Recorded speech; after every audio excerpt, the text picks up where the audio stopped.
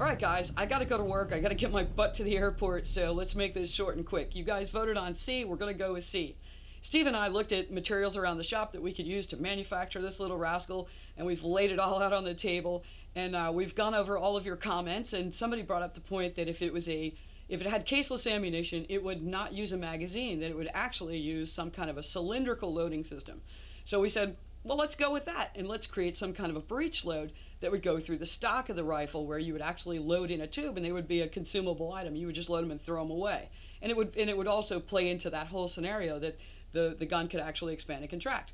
Okay, now let's add some really cool things to this once we've built it. We made a sandwich out of wood, so it's multiple layers of wood. We can cut out voids in it anywhere we want, run wiring through it. When we're done and we make a completely working model, we'll fiberglass it, cover it and coat it, and we'll put aircraft, finishing on it or something like that, so it looks amazing.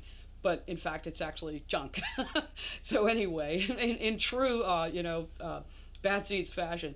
So anyway, we want to put some LEDs in it, so like I said, they expand and contract. It would be neat to put them on a pin switch, micro switch, so when Steve pulls the trigger, they actually light up. I don't think we can make them move. That's a big stretch.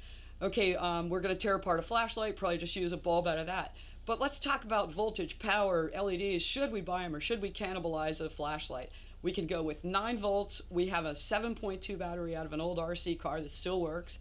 And we also have some AAA little, receptacles we could fill them with batteries, whatever.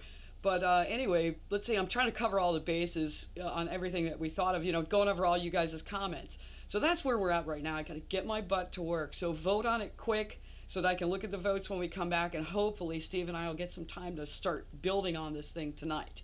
So I'll see you guys later.